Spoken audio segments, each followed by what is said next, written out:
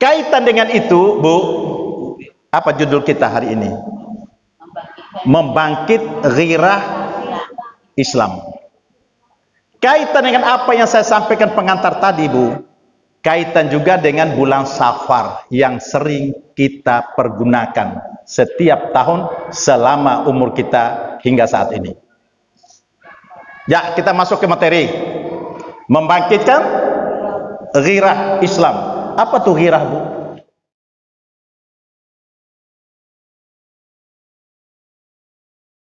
Bismillahirrahmanirrahim. Assalamualaikum warahmatullahi wabarakatuh.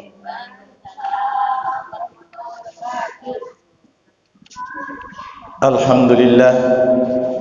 Alhamdulillahilladzi anzalal Qur'ana bilisani Arabiyyin mubin wa qala fihi waratil Qur'ana tartila wa arsala nabiyana Muhammadan ila sabilil haqqin dalila. Ashhadu an la ilaha illallah wahdahu la syarika lah wa ashhadu anna Muhammadan abduhu wa rasuluhu la nabiyya ba'dah. Qala Allah Ta'ala fi kitabil karim a'udzu billahi minasy syaithanir rajim wa ma kana rabbuka muhlikal qura hatta yab'atha fi ummiha rasulan yatlu 'alaihim ayatina wa ma kunna muhlikal qura illa wahlud dhalimun. Wa qala Rasulullah sallallahu alaihi wasallam man ra'a minkum munkara falyughayyirhu bi yadihi wa illam yastati' fa bi lisani wa illam yastati' fa bi qalbi wa dzalika adhaful iman. Pengurus pengajian Masjid As-Sabirin beserta staf, jamaah pengajian, Bapak Ibu hadirin yang dirahmati oleh Allah Subhanahu wa taala. Marilah senantiasa kita memanjat puja dan syukur kehadirat Allah dengan rahmat taufik hidayah Allah. Pada pagi dan siang hari ini kita dipertemukan oleh Allah dalam keadaan sehat walafiat. Selawat dan salam mudah-mudahan selalu tercurah kepada junjungan kita Nabi besar Muhammad sallallahu alaihi wasallam. Hari ini tanggal 4 Safar 1444 Hijriah bertepatan dengan tanggal 1 September 2022 Masehi. Ada suatu perubahan di dalam kehidupan kita. Tentunya barusan kita melewati bulan Muharram dan sekarang masuk ke bulan Safar. Hafal ya Bu ya, bulan-bulan Qamariyah ya. Hafal? Nanti saya tes satu-satu loh Bu. Kembali kepada anak TK lagi. Iya, kadang-kadang kita lebih menghafal tahun baru Masehi daripada tahun baru Hijriah. Mohon maaf, tahun Hijriah. Kalau tahun Masehi Januari sampai dengan Desember hafal, anak TK pun hafal. Bahkan lahir di bulan April diberi namanya Aprilia. Lahir di bulan Mei, Maia. Lahir di bulan Juli, Yulia, dan lain sebagainya. Kenapa sih kalau lahir di bulan Muharram dikasih Muharramiyah? Nggak ada ya. Safariyah, tapi kalau laki-laki Safar ada, Ramadan ada, yang perempuan Ramadhani. Coba identik Islam itu kita mengaplikasikan dan mengimplementasikan ke dalam kehidupan kita sehari-hari, bahwa saya adalah orang Islam, I am Muslim. Ibda' binafsik, mulai dari diri kita sendiri.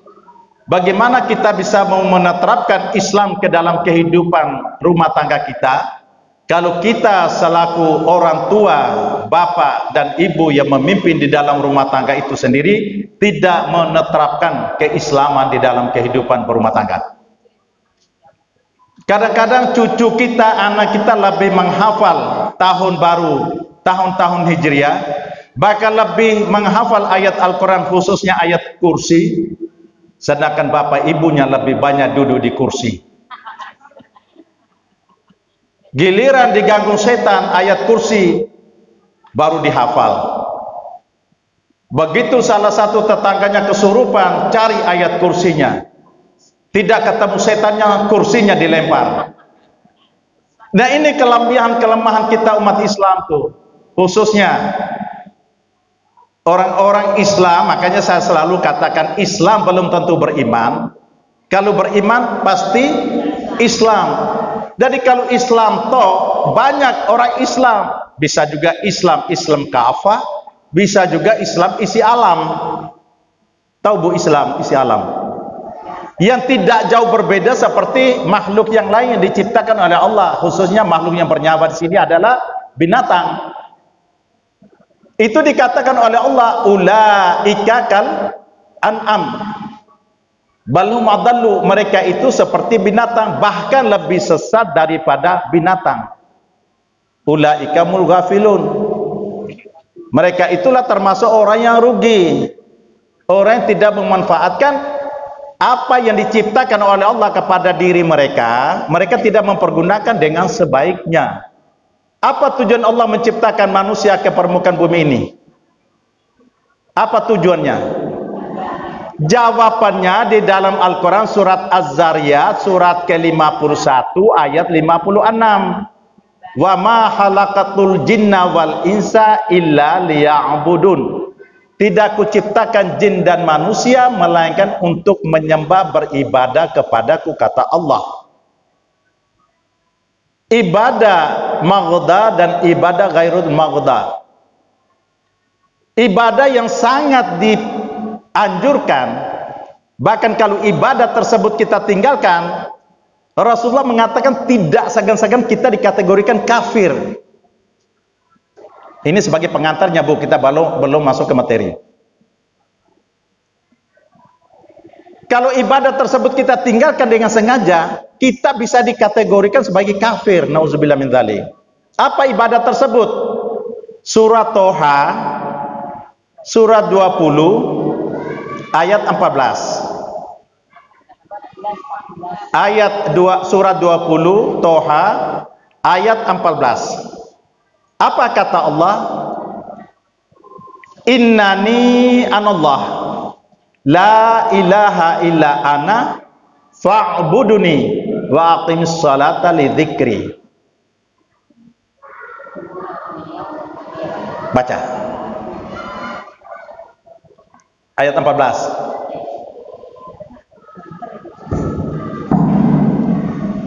Assalamualaikum. Surat 20 ayat 14. Sungguh aku ini Allah. Sesungguhnya. Allah. Bisa, tidak apa-apa terus. Sesungguhnya aku ini Allah, tidak ada Tuhan selain aku. Maka sembahlah aku dan laksanakanlah sholat untuk mengingat aku. Allah menyampaikan, sesungguhnya aku ini Allah, sungguh aku ini Allah. Kepastiannya, la ilaha illa ana, tidak ada Tuhan melainkan aku. Bu, Tuhan itu banyak, kalau Allah satu.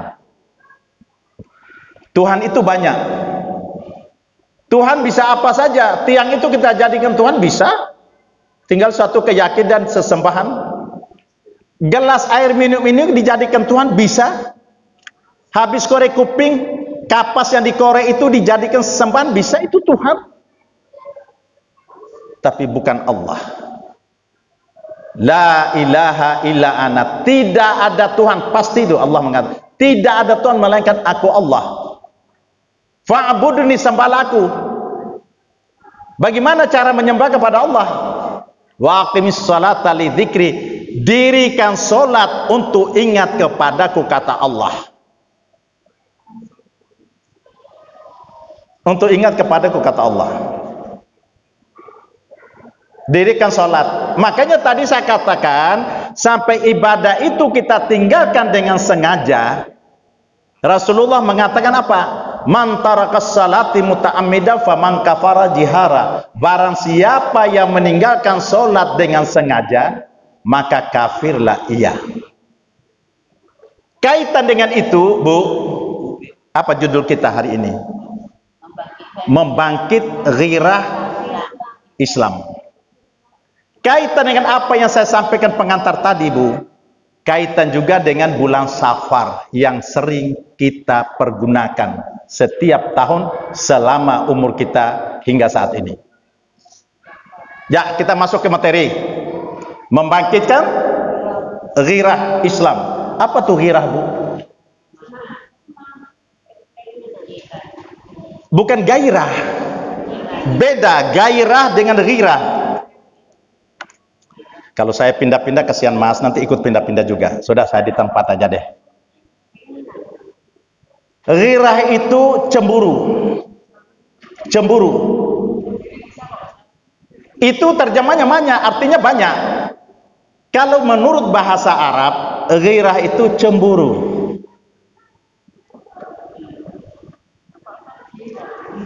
G-H-I-R-A-H,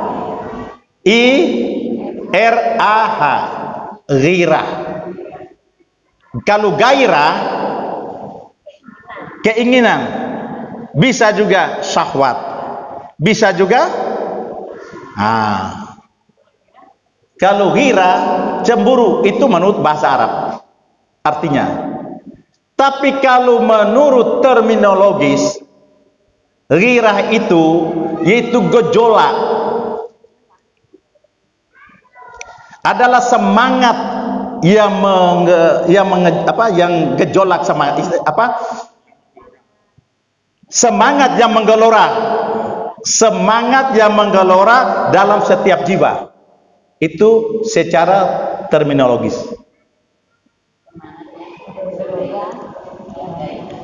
Jadi ghirah itu secara terminologis adalah semangat yang menggelora dalam setiap jiwa.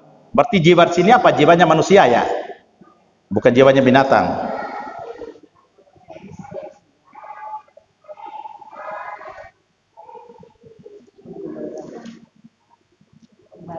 Ghirah dalam kehidupan sehari-hari yaitu perasaan cemburu orang yang beriman kepada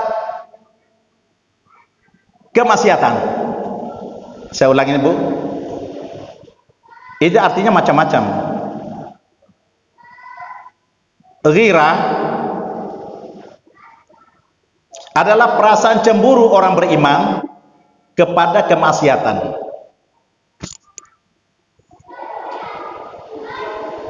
Sudah, Bu? Di dalam ayat Al-Quran surat Al-Qasas surat ke-28, buka Al-Qurannya, jangan lihat saya terus, saya tidak perlu lihat YouTube, saya lihat ibu-ibu saja. Tapi saya lihat secara keseluruhan, jangan terjemah oleh ibu. Ustaz deh kalau ceramah tuh lihat ibu ini terus. Wah, ibu-ibu ini suka hoax tuh. Di dalam surat Al-Qasas surat ke-28 ayat 77.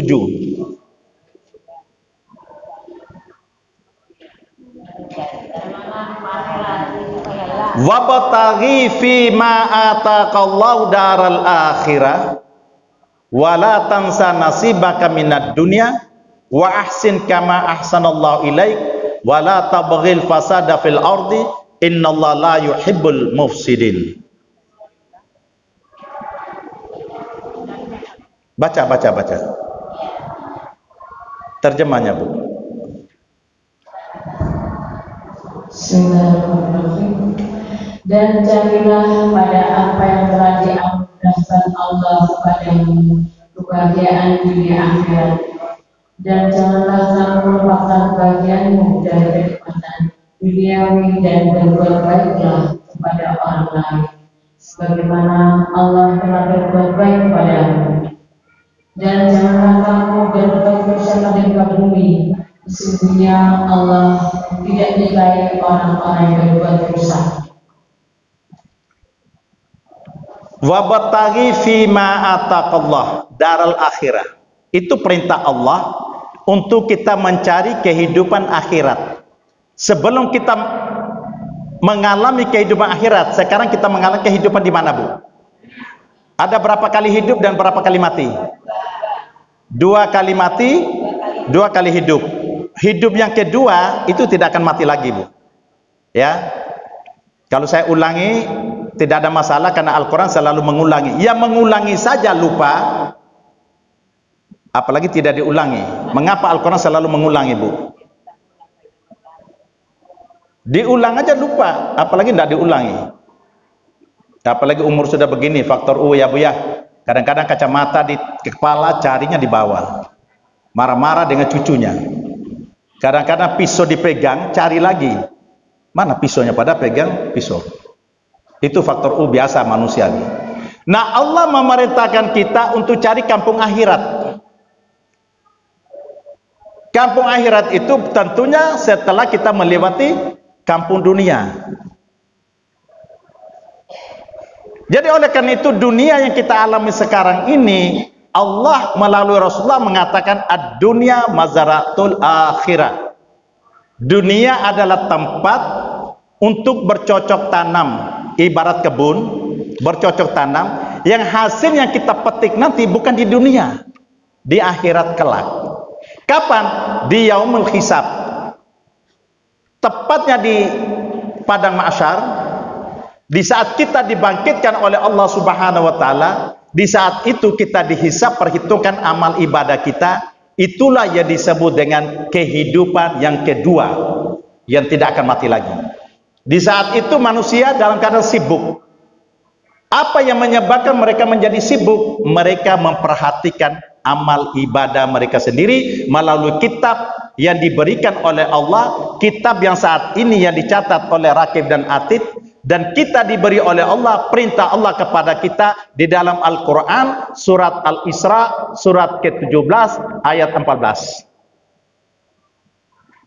Surat ke-17, ayat 14. Apa kata Allah? Iqra kitabaka. Iqra kitabaka kafa binafsika yaumal hisabah. Surat 17 ayat 14. Surat 17 ayat 14. Bacalah kitabmu, cukuplah dirimu sendiri pada hari ini sebagai penuntut atas dirimu. Bacalah kitab yang diberi oleh Allah, kitab yang saat ini dicatat. Makanya oleh karena itu dunia ini suatu permainan sandiwara sementara. Jangan kita mengharapkan, oh tidak apa-apa, saya hidup di dunia santai aja, mau ke mall pergi, mau jalan-jalan pergi. Yang penting kan kalau saya mati nanti kan nanti dikirim doa oleh anakku, yang dikirim doa oleh tetanggaku, baca yasin tahlilan. Sering saya sampaikan kepada jemaah pengajian, kalau kita bepergi musafir, apakah Surabaya mau ke Jakarta, Surabaya mau ke Medan, Palembang, enak bakal bawa sendiri atau tunggu dikirim?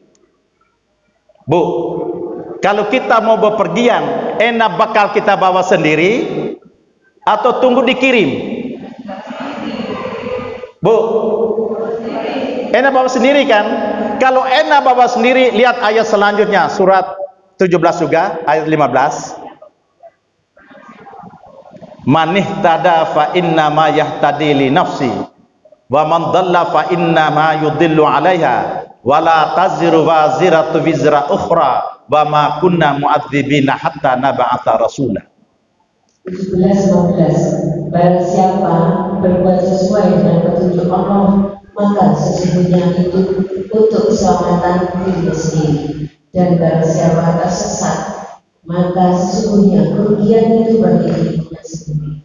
Dan seorang yang berdosa tidak dapat menimbul dosa orang lain, tetapi kami tidak akan menyiksa sebelum kami mengutus seorang Rasul. Bu, faham dengan ayat itu? Makanya kita jangan dininabobokan oleh perasaan kita. Dalam arti, tidak apa-apa, saya sholat gitu-gitu aja, nanti mati kan anak saya kan anak soleh-soleha semua. Betul, anak soleh dan soleha bisa menyelamatkan siksaan kubur buat orang tuanya. Tapi apakah jamin anak kita akan selalu mengirim doa buat kita, dan doa kita, doa anak kita diterima kalau kita sama-sama iman? Kalau tidak sama-sama iman, nonsen. Jadi oleh karena itu Allah memerintahkan, bacalah kitabmu ini dan hari ini kamu yang memperhitungkan amal ibadahmu sendiri. Dan ayat 15-nya, Apa yang diberi petunjuk oleh Allah itu keuntungan dirimu sendiri kalau kita kerja. Bu, kita sholat, kita zakat, kita haji, pahala untuk kita, Bu. Man ihtada fa innama yahtadi li nafsi. Wa man dalla, barang siapa membuat suatu kesesatan yang dilarang oleh Allah, dosa untuk dirinya sendiri. Kita selalu, mohon maaf, Bu, bangsa Indonesia ini pada umumnya selalu mengatakan, tidak apa-apa, pemerintah berbuat begitu, dosa kita nanti mereka tanggung. Jangan mimpi. Presiden aja belum tentu dosa dia bisa tanggung di hadapan Allah, bagaimana dosa rakyatnya? Jangan kita terlalu memfoniskan, membahasakan segampang itu, sehingga anak-anak kita jadi, tidak apa-apa, aku tidak sholat, nanti bapak ibu saya yang mendoakan saya, menanggung dosa saya. Jadi apa kata Allah?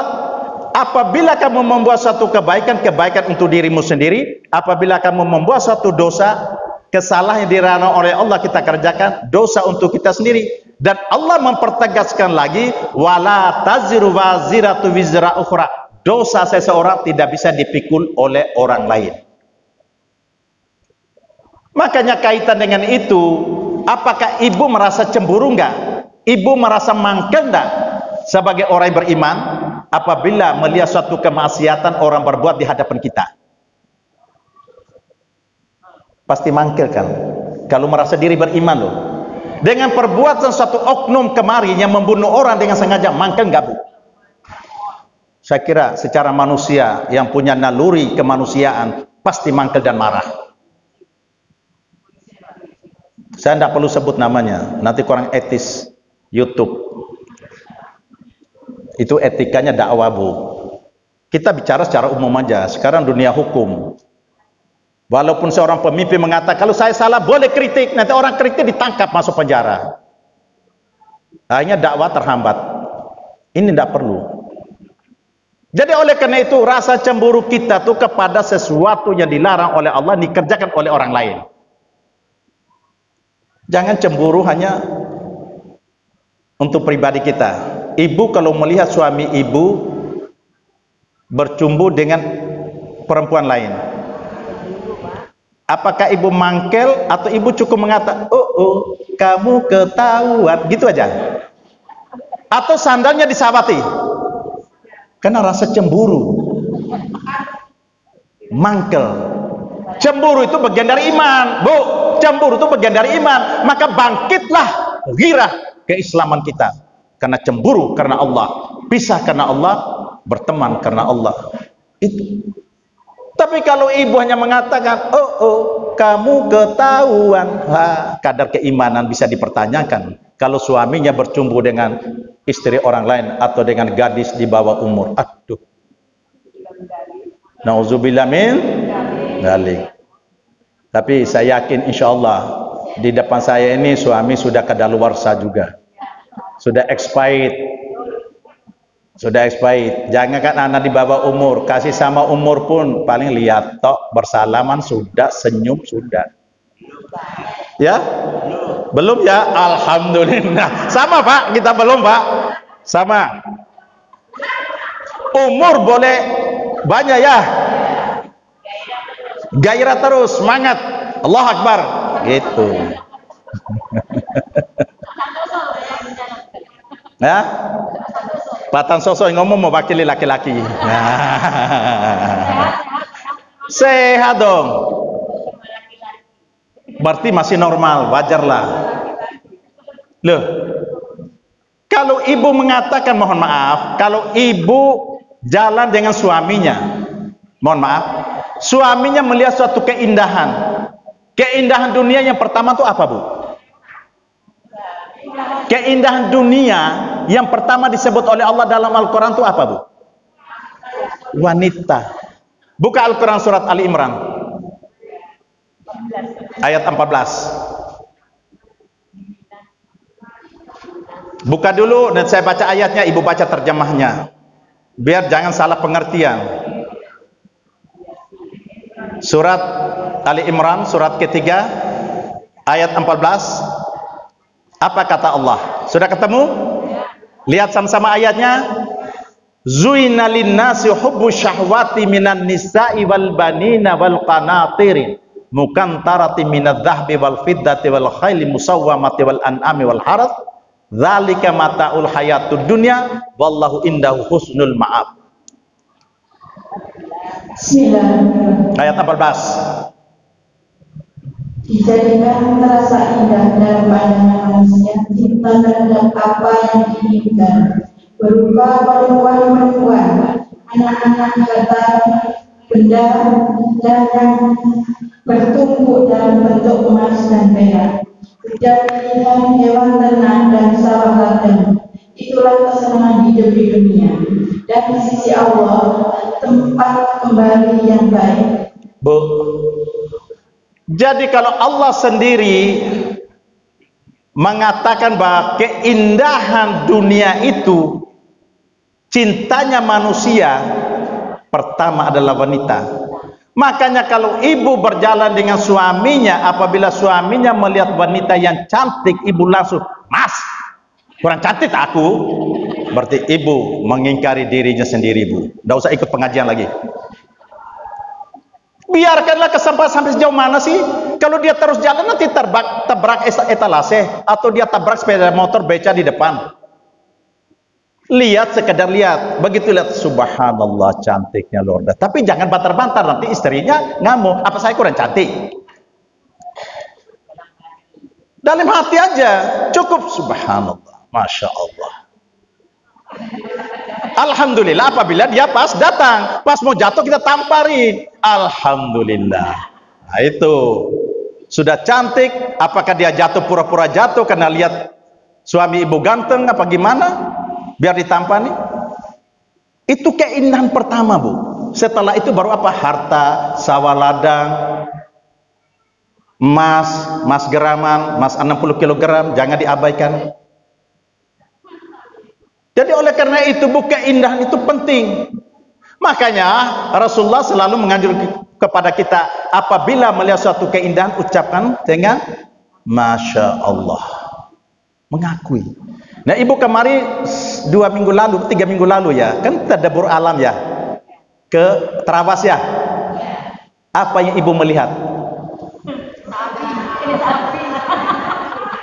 Ibu melihat kan pemandangan alam kan? Apa yang ibu baca setelah melihat itu? Masya Allah.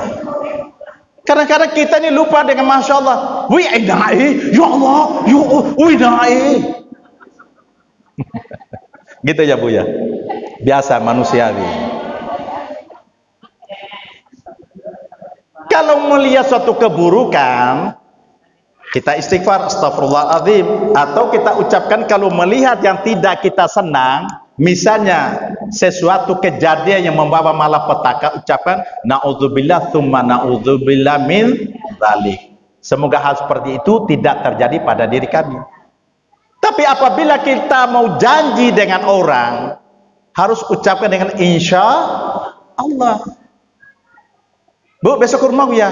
Pasti aku ke rumah besok. Tidak boleh. Apalagi dengan kata pasti. Harus dengan kata insya Allah. Itu dalam Al-Quran sendiri. Surat Kahfi itu ada tuh. Surat ke-19. Surat 18. Jadi oleh karena itu, sesuatu yang apabila melihat suatu keindahan, yang saya contoh tadi, apabila kita melihat suatu keindahan itu, jangan kita batasi orang yang melihat. Biarkan saja dia sampai di mana sih, sekedar melihat toh. Makanya Rasulullah selalu memprediksikan bahwa ujian pada umatku wanita dan harta. 2 ujian ini. Ujian pada laki-laki adalah wanita. Ayo, kalau lihat anak buahnya cantik, apa buat simpanan, apa buat pakai, apa buat segala-galanya. Taruhannya nyawa. Supaya tidak bocor, tak tembak kamu, matikan aja wes. Yang penting simpananku itu tidak mati. Siapa tuh? Wanita kan? Wanita yang disimpan. Maka jadi wanita jangan buat simpanan, Bu.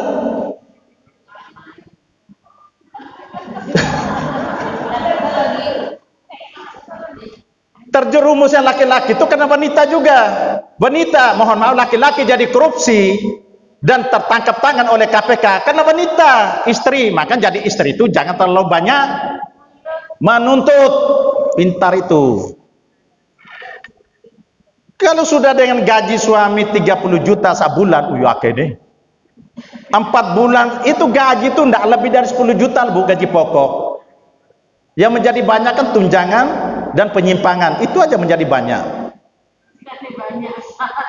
Ya itu tadi, kalau lihat gaji pokok orang-orang yang dicantumkan yang kita lihat, itu tidak lebih dari 10 juta tuh, bahkan tidak sampai 10 juta tuh. Yang gaji pokok loh ya. Sebelum tunjangan jadi ini, jadi itu, jadi ini. Ibu dapat tunjangan sebagai istri? Tunjangan? Dan ibu jadi dapat tunjangan juga sebagai nenek mengasuh cucu? Kan tidak ada kan? Ia menjadi laki-laki terjerumus kepada satu yang dilarang oleh Allah itu adalah tuntutan terlalu banyak dari istri. Makanya ujian pertama kata Rasulullah, ujian umatku pertama adalah ujian wanita. Yang kedua ujian harta. Yang selalu tumpuk dan menyimpan serta numpuk harta di rumah tuh bapak ibu Bu. Jujur. Ibu kan? Alhamdulillah. Cepat istighfar dan berubah untuk menuju kemajuan. Ya? Loh, bapak-bapak kalau mau korupsi, kalau istrinya beriman dan beramal soleh, setiap hartanya dibawa ke rumah, tanya, Pak, gaji bapak kan 5 juta, ini kok bawa 10 juta, uang dari mana nih? Tanya, pernah ibu tanya kayak gitu? Mohon maaf bagi suami yang pegawai negeri atau pejabat, pernah tanya, walaupun swasta? Pernah tanya? Pernah tanya? Kebanyakan tidak tanya.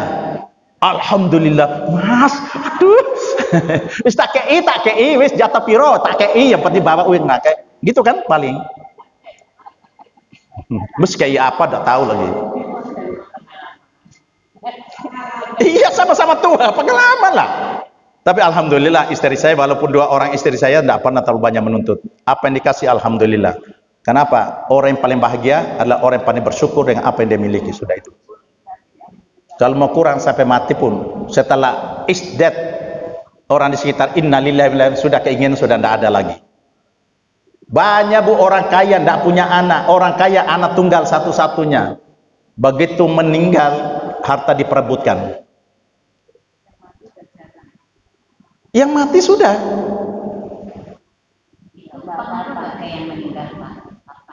Ya pengaruh Bu. Makanya oleh karena itu Al-Quran selalu mengatur pada kita. Disebut dengan hibah apabila masih hidup. Apabila sudah meninggal disebut dengan wasiat. Yang disebut dengan harta warisan itu setelah orang tuanya meninggal. Bu, Pak, yang disebut dengan harta warisan itu setelah orang tuanya meninggal. Kalau orang tuanya masih ada, itu belum dikatakan warisan. Karena orang tuanya masih ada bapak atau ada ibu saja atau ada bapak saja.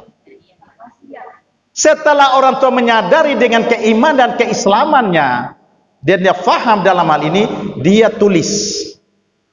Langsung panggil anak-anaknya, ini tanah sebelah selatan sana buat kamu nak ya. Ini rumah sana buat kamu nak ya. Ini gudang sana kalau kamu jual buat kamu nak ya. Itu langsung diserahkan di atas hitam di atas putih, 2 saksinya atau langsung ke notaris, itu namanya hibah. Hibah, bukan ghibah. Hibah. Hibah. Menyerahkan. Tapi apabila ibu, mohon maaf bapak, menuliskan di helai kertas dan di akte notariskan atau 2 saksi, apakah lurah atau camat atau 2 saksi yang bisa dipertanggungjawabkan. Kalau sekarang kan lebih identik dengan notaris ya Pak ya. Dan surat itu ibu simpan atau bapak simpan di dalam lemari sampai anaknya tidak tahu. Dan apabila sudah meninggal dunia, anaknya bongkar-bongkar lemari baru melihat sepotong kertas itu ada tulisan, rumah di sebelah Pondok Chandra itu buat si ini, buat si A. Tanah di sebelah ini itu untuk si B. Itu namanya wasiat. Buka Al-Quran surat Al-Baqarah ayat 180 dan 181.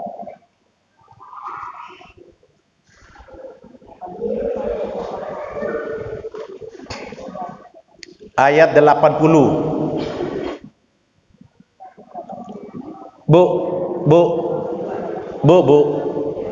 Ibu, tolong bantu saya pangkal ayatnya, baca ayat 80.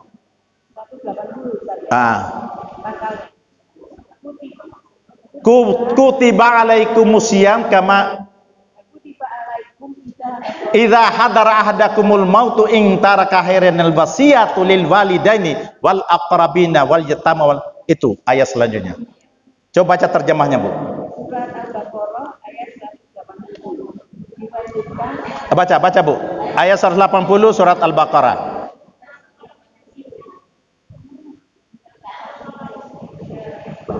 Surat Al-Baqarah ayat 180. Diwajibkan atas kamu apabila kamu tidak menemui seseorang di antara kamu jika dia meninggalkan harta berwasiat untuk kedua orang tua dan ahli kerabat dengan cara yang baik sebagai kewajiban bagi orang-orang yang berhak. Ayat selanjutnya ayat 181. Ayat 181. Barang siapa mengubahnya wasiat itu setelah mendengarnya, maka sesungguhnya dosanya hanya bagi orang yang mengubahnya. Sungguh Allah Maha mendengar, Maha mengetahui. Ya, Bu. Wasiat itu bisa juga secara tertulis, bisa juga secara lisan. Yang secara lisan ini, Bu, harus ada 2 saksi. Harus ada 2 saksi. Tapi itu riskan sekali, Bu. Riskannya apa? Namanya ajal kan dan tentu.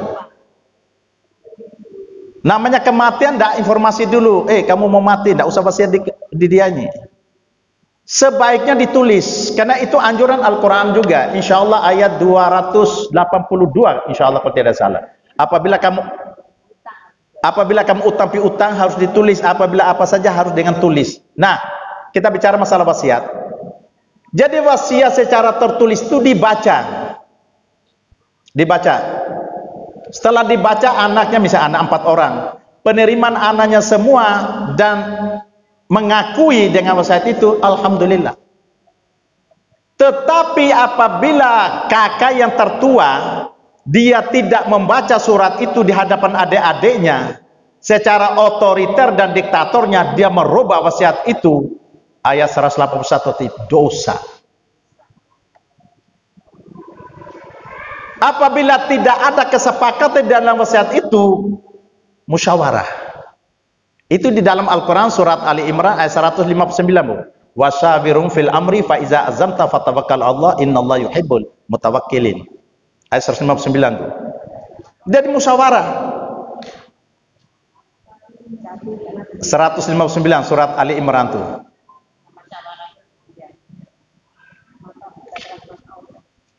Fabima rahmati minallah lintalahum walau kanta faddan ghalidha qalbi lam faddu min haulik fa'fu anhum wastaghfir lahum wasyawirhum fil amri fa idza azamta fatawakkal Allah innallaha yuhibbul mutawakkilin. Itu apabila tidak ada kesepakatan musyawarah. Ibu baca, Bu, enggak apa-apa. Kalau bisa jangan dimatikan mic-nya, dorong terus ya, enggak apa-apa. Off on-nya, Bu, didorong off on-nya, dorong. Ya, jangan dimatikan. Maka berkat rahmat Allah, engkau Muhammad berlaku lemah lembut terhadap mereka. Sekiranya engkau bersikap keras dan berhati kasar, tentu mereka menjauhkan diri dari sekitarnya. Karena itu, maafkanlah mereka dan mohonkanlah ampun untuk mereka dan bermusyawarah dengan mereka dalam urusan itu. Kemudian apabila engkau telah membulatkan tekad, maka bertakwalah kepada Allah. Sesungguhnya Allah mencintai orang-orang yang bertawakal. Ya, bertawakal, Bu, ya, bukan bertakwa. Beda takwa dan tawakal tuh. Kalau takwa mengerjakan perintah apa yang diperintah oleh Allah dan meninggal larangan. Kalau tawakal menyerahkan urusan kepada Allah. Nah, saya tidak berbicara ayat pertamanya, tapi pertengahan ayat wasyawirhum fil amri, bermusyawarah dalam satu urusan. Apabila wasiat tadi ada 4 anak tadi, ini contoh, Bu, ya, ada 4 anak tadi, satu anaknya tidak sepakat, musyawarah untuk menemukan suatu mufakat. Aku tidak mau mas, aku kepingin rumahku sana, gimana kalau kita tukar aja? Itu boleh. Musyawarah secara bersama. Kalau tukar itu kan tinggal kembali yang menerima. Setelah menerima wasiat tadi, baru dia tukar, itu cara pribadi sudah. Setelah mendapat tugas masing-masing, setelah mendapat bagian masing-masing. Mohon maaf. Tapi apabila kita rubah secara pribadi tanpa sepengetahuan anak yang ketiga anak tadi, dosa besar. Demikian pula harta warisan, sekiranya orang tua kita tidak sempat menulis, Bu, tidak sempat menulis wasiat, tidak sempat hibah karena dia mati mendadak karena serangan jantung. Ini anak itu musyawarah. Yang perhatikan pertama, baik itu yang bicarakan tadi maupun yang seperti ini, perhatian pertama orang tuanya ada dua. Utang orang tuanya, utang piutang. Yang kedua wasiat. Utang orang tua ini dicari tahu. Makanya apabila mayat mau dibawa ke kubur kan, salah satu ahli waris atau mewakili orang lain menyampaikan ucapan terima kasih, bela sungkawa dan lain sebagainya.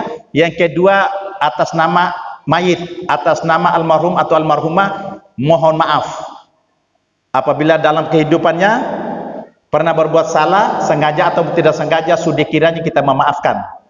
Yang ketiga, apabila almarhum ataupun almarhumah tersangkut utang piutang, mohon kiranya untuk berhubungan dengan ahli warisnya. Karena apa? Utang itu sensitif. Penentuan kita mau masuk surga tidaknya tergantung dari utang. Harus cari tahu. Tapi orang yang merasa diutang, orang yang merasa diutang itu harus membawa bukti. Yang khawatirkan dunia sekarang, oh bapakmu dulu pinjam uang saya 5 juta tapi belum dikembalikan, mana bukti? Oh buktinya hilang. Nah ini dipertanyakan lagi, ada saksi enggak? Makanya Al-Quran selalu menganjurkan tulis. Orang yang meminjam, yang dipinjam, tulis. Namanya kwitansi atau nota tanda terima, telah terima uang dari si fulan untuk pergunakan pinjaman sementara, tanda tangan fulani. Taruh, jangan sembunyi.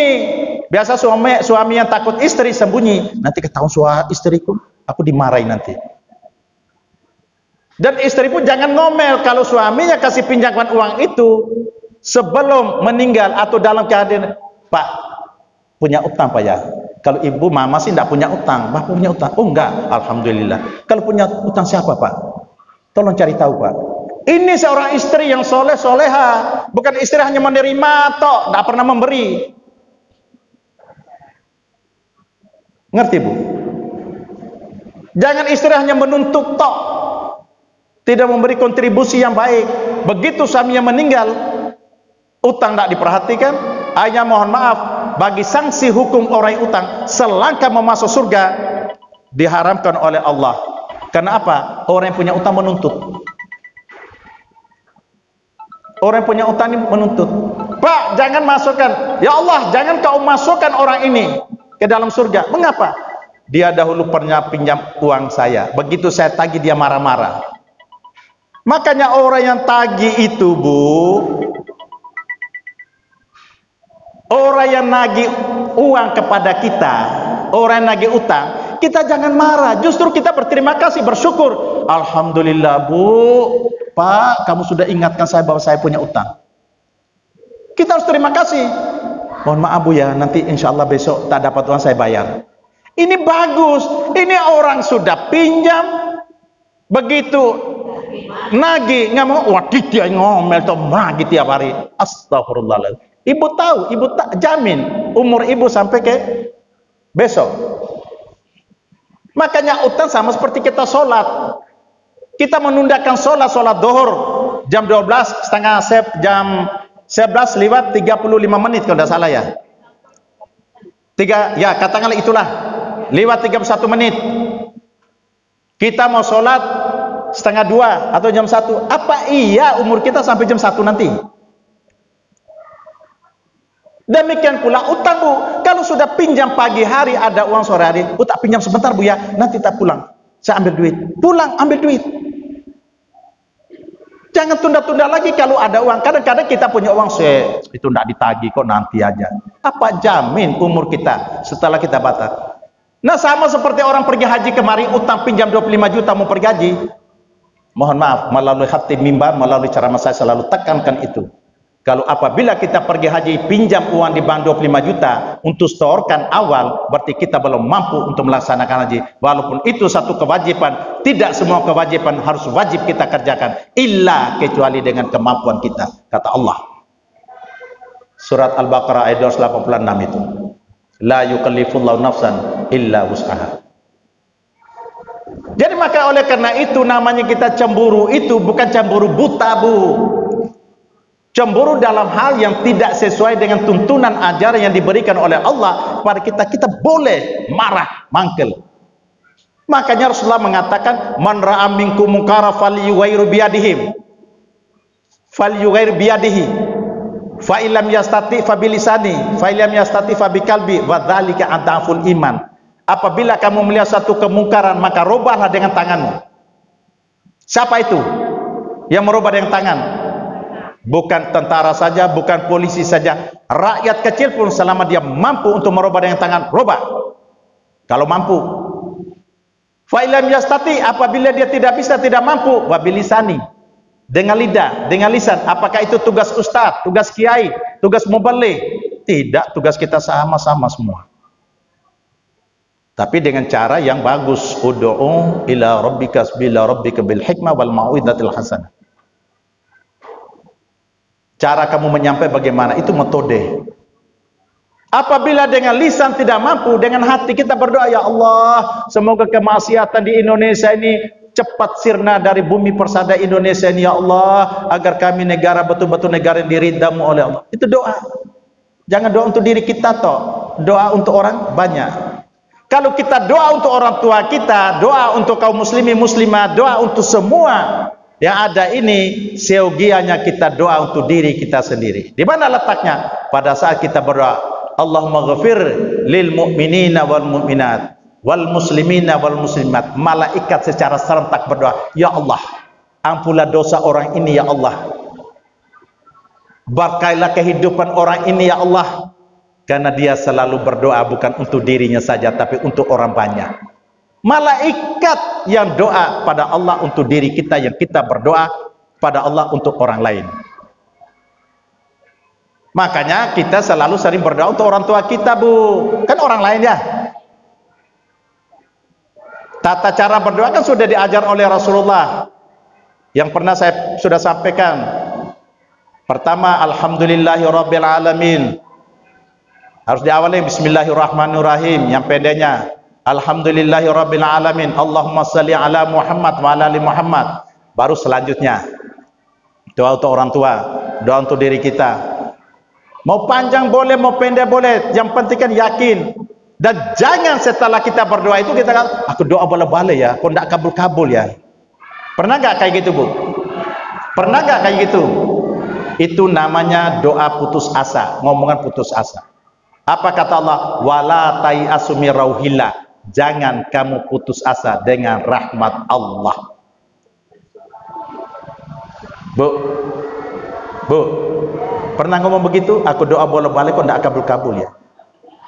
Kalau memang pernah ngomong, istighfar dan jangan mengulangi lagi.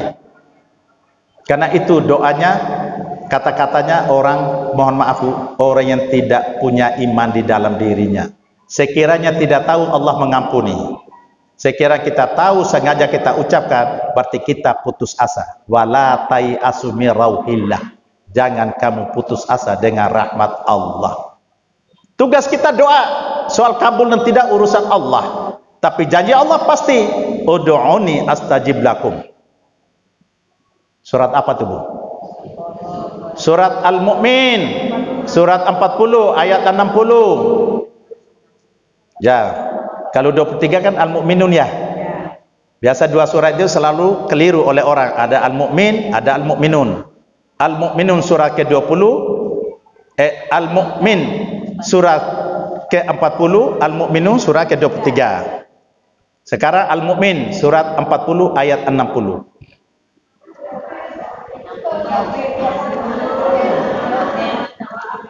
Surat Al-Mu'min atau surat Ghafir?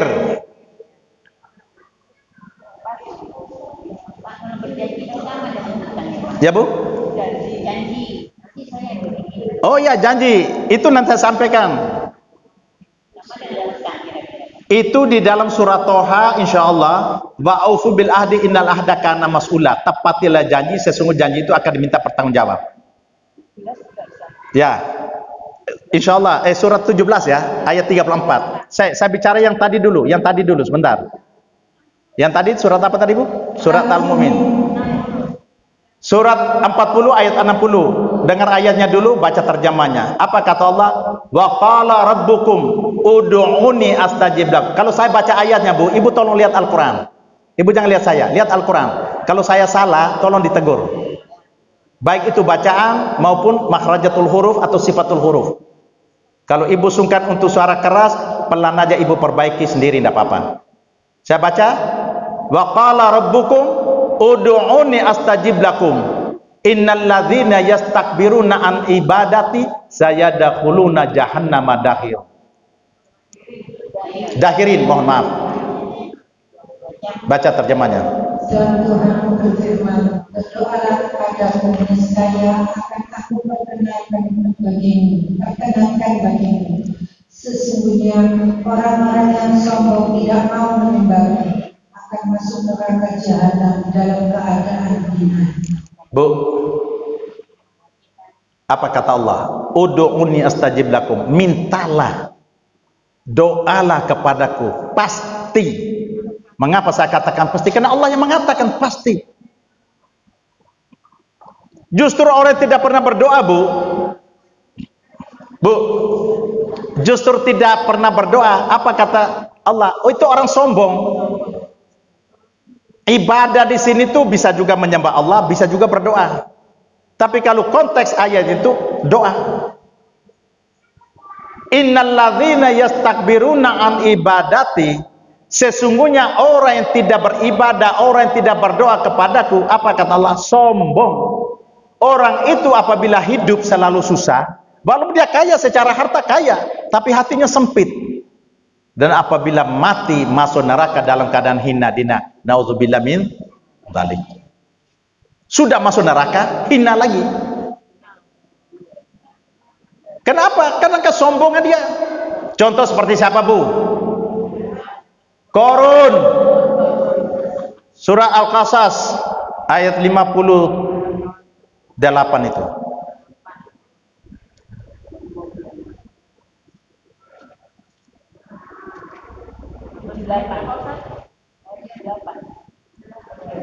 Ya, 78 ya. Al-Qasas 78. Ya. Surat Qasas surat ke-28 ayat 76 Bu. 78.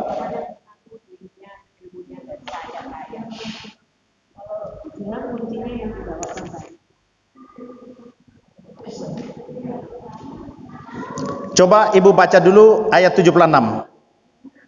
76 surat Qasas itu. Ya.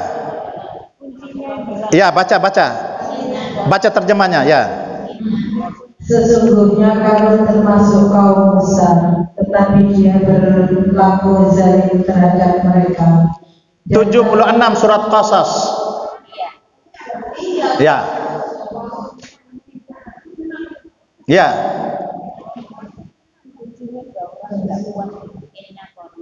Inna qaruna hadza, sesungguhnya Qarun, terus dan kami telah menganugerahkan kepadanya perbendaharaan harta, kunci-kuncinya anggur. Sungguh berat dipikul oleh sejumlah orang yang kuat-kuat. Ingatlah ketika kaumnya berkata kepadanya, ya janganlah engkau terlalu bangga. Sungguh Allah tidak menyukai orang-orang yang menyombongkan diri. Ini sifatnya Qarun. Hartanya banyak, Bu. Bahkan ditegur oleh umat, bersama umat itu orang alim. Orang yang ilmu pengetahuan, orang pendekat daripada Allah sudah luar biasa, yang disebut orang alim. Dulu belum ada kiai bu, belum ada tuan guru. Disebut orang alim, orang yang memiliki ilmu agama. Hei Korun, jangan kamu berbangga diri. Kenapa? Dia selalu mengatakan harta ini adalah usahaku, harta ini adalah perjuanganku, harta ini adalah hasil keringatku, tanpa dia mengingat bahwa harta itu diberi oleh Allah Subhanahu wa taala. Saking kayanya bu, kuncinya toh di dalam tafsir Ibnu Katsir itu dibawa oleh 60 ekor keledai bu. Kalau di dalam Al-Quran orang kuat kan?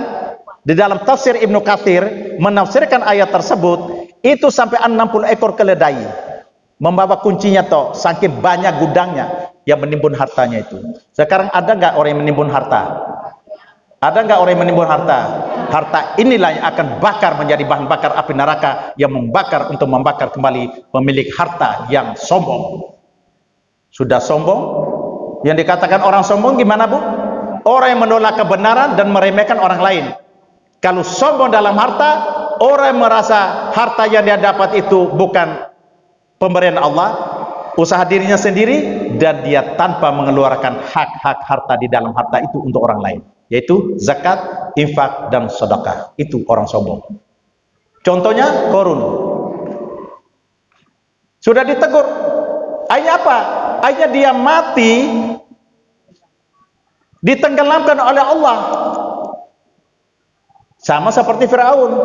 Ada nggak oknum-oknum pejabat sekarang seperti Korun dan Firaun? Ada nggak?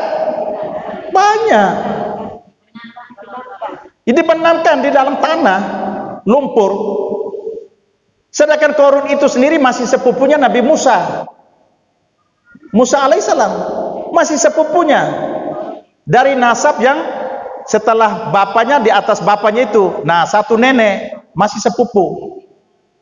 Ibu baca nggak sejarahnya para nabi itu bu? Enggak ya? Baca WhatsApp terus ya, bagus. Masih sepupu dengan Musa. Itu tidak heran, tidak usah heran bu. Sekarang kurang apa Abu Lahab dengan Rasulullah? Masih paman kan? Makanya saya selalu memberi contoh.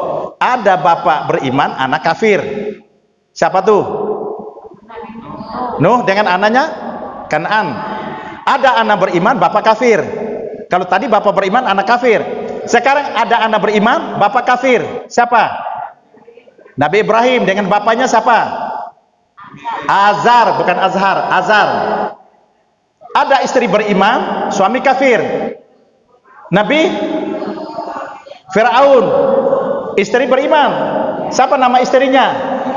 Asia binti Muzahim. Asia binti Muzahim.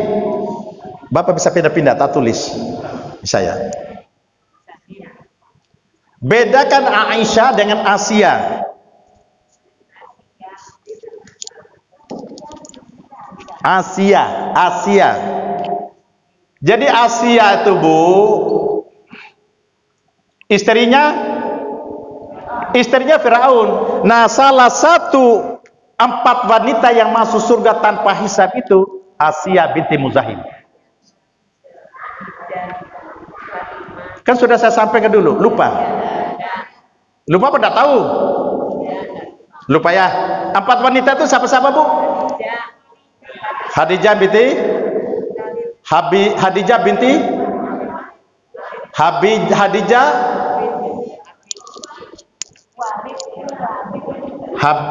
bin Walid. Terus itu Fatimah binti Muhammad. Maryam binti Imran. Maryam, ada Siti Maryam. Maryam binti Imran, baru Asia binti Muzahim. Nah, ada istri beriman, suami kafir, yaitu Firaun dengan istrinya bernama Asia. Terus ada suami beriman, istri kafir. Siapa? Nabi Lut dan Nabi Nuh. Siapa istri Nabi Lut? Istrinya Nabi Lut namanya Wahila, dan istri Nabi Nuh namanya Waila. Itu harus hafal bu. Wahila dan Waila. Makanya Allah tadi sudah menyampaikan dalam Al-Quran yang saya bacakan ayat tadi, wala taziru waziratu wizra ukhra. Dosa seseorang tidak bisa dipikul oleh orang lain. Kurang apa Nabi Ibrahim dengan bapaknya? Kurang apa Nabi Nuh dengan anaknya Kan'an? Bahkan banjir bandang mau menenggelamkan anaknya, dia panggil ya bunayya irkam ma'ana, wahai anakku, kemarilah bersama bapa dan jangan kamu bersama orang kafir. Karena anaknya dasar tidak iman, bukan anak yang soleh, sehingga dia jauh dari bapaknya. Enggak, saya tidak mau, saya akan naik ke gunung dan banjir tidak akan melampaui gunung. Tapi apa yang terjadi? Gunung pun ditenggelamkan oleh Allah. Kapalnya Nabi Nuh itu dibuat di pinggir laut apa di gunung, Bu? Saya tahu di darat, Bu. Maksudnya di darat kan ada, di pinggir laut. Kapalnya Nabi Nuh dibuat di gunung, Bu. Setelah banjir itu, yang dihanyutkan itu kan orang-orang kafir yang ditenggelamkan Allah. Makanya setelah kapal itu selesai, Allah memerintahkan, wahai Nuh, masuklah umatmu ke dalam kapal bersama binatang berpasang-pasangan, mulai dari semut hingga gajah, manusia berpasang-pasangan. Orang yang mengikuti Nuh itulah orang yang beriman. Sekarang kapalnya zaman sekarang apa, Bu? Masjid. Kapal sekarang kan tidak ada lagi, Bu, masjid. Orang yang memakmurkan masjid itu adalah orang beriman. Kok bisa, Ustaz? Ayat mengatakan, surat At-Taubah surat ke-9 ayat ke-18. 18.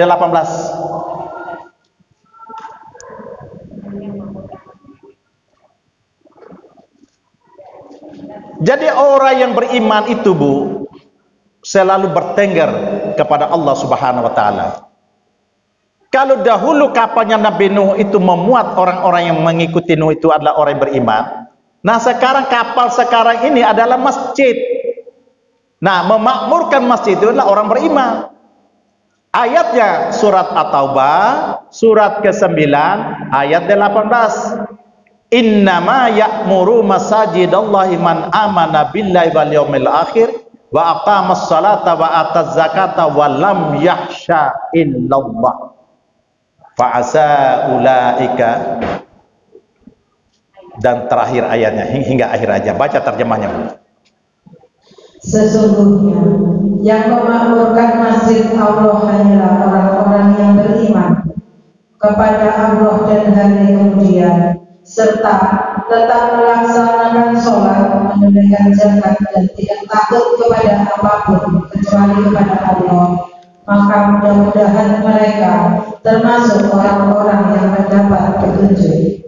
Orang yang mendapat petunjuk, Bu. Makanya sering rajin-rajin ke masjid. Sampaikan salam untuk suaminya, sampaikan salam untuk anak laki-laki dan anak perempuan. Anak laki-laki terutama. Tentunya ke masjid bukan cari sandal baru. Sholat. Kenapa?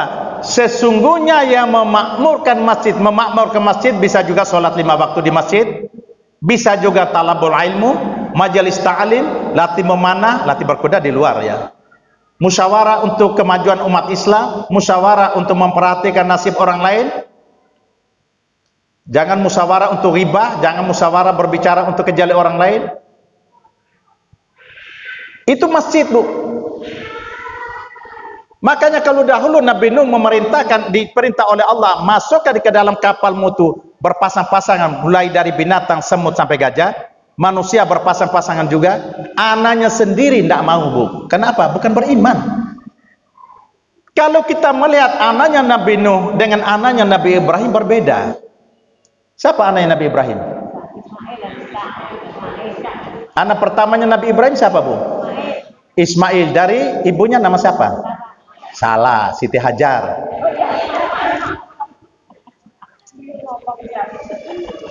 Siti Hajar tuh tetangganya ibu, masa tidak tahu? Makanya rajin-rajin silaturahim lah. Jadi Nabi Ibrahim itu punya istri 2, Bu. Bu, izinkan.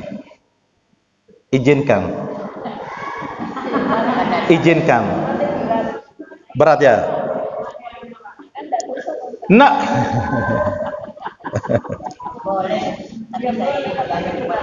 Jangan menikahi laki-laki yang sudah punya istri.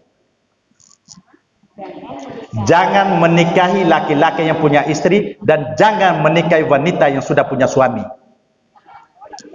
Itu larangan Allah. Nikahlah kamu dengan janda, nikahlah kamu dengan duda, nikahlah kamu dengan jomblo. Sudah, habis, titik. Jangan tunjuk ustadznya. Biasa sekali ustadz.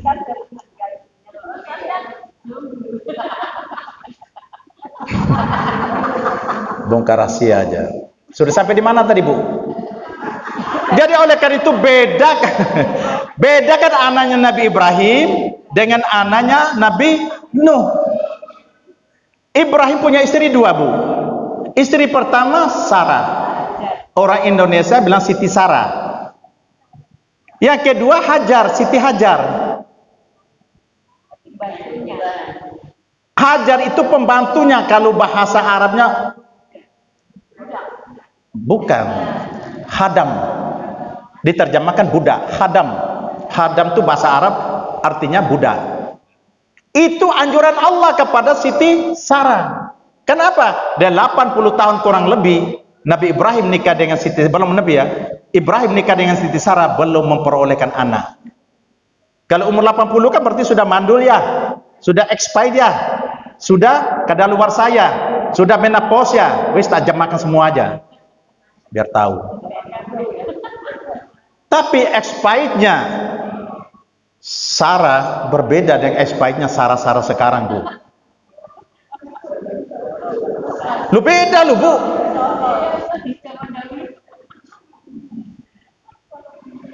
Istrinya Rasulullah pertama siapa, Bu? Khadijah kan? Khadijah umur berapa? 40 kan? Rasulullah umur berapa? 25 kan? Umur 40 masih kontribusi anak berapa, Bu? 8 orang. Khadijah nikah pertama dapat anak 1, nikah kedua dapat anak 1. Umur 40 nikah dengan Rasulullah masih dapat anak 6. Dapat masih dapat anak 6. Ayo Khadijah sekarang umur 40. Pergi ke dokter, sudah Bu, sterilkan aja Bu, ibu umur 40, risiko tinggi. Betul Pak, betul? Yang goblok Pak, dokternya apa Allah? Inilah kadang-kadang, mohon maaf saya enggak bagi yang keluarga dokter. Kadang-kadang dokter itu tidak berpikir bahwa takdir qadarullah itu urusan Allah. Ini loh, orang Swiss, Bu, saya baca di suatu harian. Orang Swiss umur 56 tahun, Bu, bisa melahirkan anak 3 kembar, operasi sesar. Itu wajar sama manusia. Khadijah umur 40. Anak pertama Khadijah siapa, Bu? Nikah dengan Rasulullah. Qasim, laki. Yang kedua Abdullah. Yang ketiga Ruqayyah, Zainab, Ummi Kalsum, Fatimah. Hafal, Bu? Hafal? Saya sudah tulis semua, Bu. Masih 6. Rasulullah umur 53 setelah dapat anak-anak, umur 53 loh, Bu. Nikah lagi dengan seorang perawan, siapa namanya? Dengan seorang perawan, siapa namanya? Tak kasih hadiah air minum. Nikah pertama dengan perawan Maryam Kiptiah. Maryam Kiptiah. Aisyah itu belum, Bu.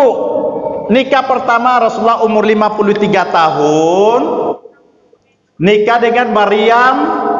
Ini, Bu, Maryam Kiptiah. Maryam Kiptiah ini adalah budak dari Raja Mesir, Mukaukis. Budak dari Raja Mesir yang dihadiahkan kepada Rasulullah, karena ini budak Rasulullah bebaskan. Perbudakan dengan membayar kepada raja, tapi raja tidak terima, rajanya ikhlas. Sudah. Akhirnya ini umur 23 tahun, Rasulullah umur 53 tahun, mohon maaf ini umur 25 tahun. Rasulullah umur 53 tahun, nikah dapat anak 1 namanya Ibrahim. Ibu hafal nggak sejarah-sejarah itu tuh? Baca nggak? Saya ulangi ya. Rasulullah nikah dengan Khadijah, dapat anak 6. Sebelum akan jadi Nabi, umur 25 tahun, masih jadi pedagang, Bu. Rasulullah nikah dengan Khadijah umur 25 tahun, Khadijah umur 40 tahun, dapat anak 6. Anak pertama Qasim. Kalau ibu membaca hadis dari Abu Qasim, itu Rasulullah. Anak pertama Qasim. Yang kedua Abdullah.